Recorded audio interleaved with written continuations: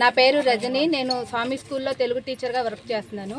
పిల్లలకు మనం నీతి పాఠాలు చెప్పేటప్పుడు గుడి పవిత్రం, బడి పవిత్రం అని చెప్తాం కదా. ఆ రెండు ప్లేసుల మధ్య ఈ వైన్ షాప్ పెడతాం వల్ల వాళ్ళు ఏం నేర్చుకుంటారు?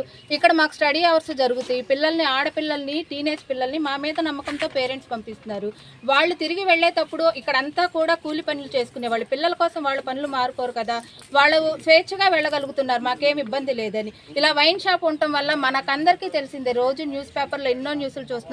వాళ్ళు తాగటం వల్ల ఎంత విచక్షణ రహితంగా ఎన్ని రకాలు బాలికల మీద జరుగుతున్నాయి అనేది మనం నిత్యం గమనిస్తున్నాం కదా.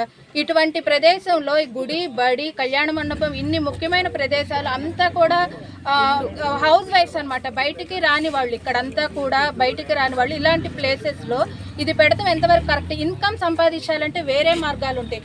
పెన్షన్ అనేది అది అసలు ఒక పొలిటికల్ వాళ్ళు ఎలా మాట్లాడగలుగుతున్నారో అర్థం కావట్లేదు. పెన్షన్కి దీనికి సంబంధం ఏముంది?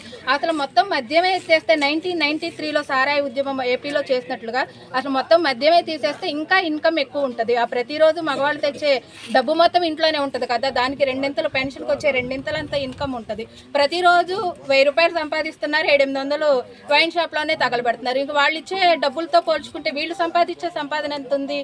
కానీ ఆడవాళ్ళు వ్యతిరేకిస్తే ఎలాంటిదైనా జరుగుతుంది అంటానికి మనకు ఆంధ్రప్రదేశ్లో 1993లో జరిగిన సారాయి ఉద్యమమే ఎగ్జాంపుల్. ఇక్కడైతే కనుక వైన్ షాప్ పెడతానికి ఎటువంటి పరిస్థితుల్లో కూడా పేటేరు గ్రామ మహిళలు అనేది ఒప్పుకోవటం అనేది జరగదు.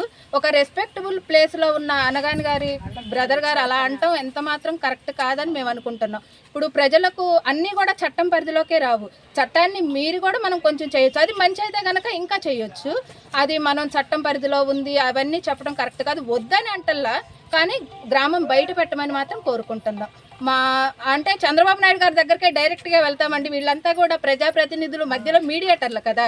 డైరెక్ట్గా చంద్రబాబు నాయుడు గారిని కలిస్తే వాళ్ళు ఏర్పాటు చేస్తే కనుక అందరూ మహిళలు వెళ్ళి కలవటానికి అంతా రెడీ. అది కుదరదు కదా, మధ్యలో వీళ్ళంతా ఉంది దేనికి? ప్రజాప్రతినిధులు ఇక్కడ ఉన్నది మొత్తం చేరవేయటానికే కదా ఆయన దగ్గరికి. అది కరెక్ట్ కాదని మేము అనుకుంటున్నాం. ఇక్కడైతే వైన్ షాప్ పెడతానికి వీల్లేదు. పిల్లలకి, మహిళలకు, అందరికీ కూడా ఇబ్బంది. ఇన్కమ్ సంపాదించాలంటే వేరే వేరే మార్గాలు చాలా ఉంటాయి. Okay, thank you.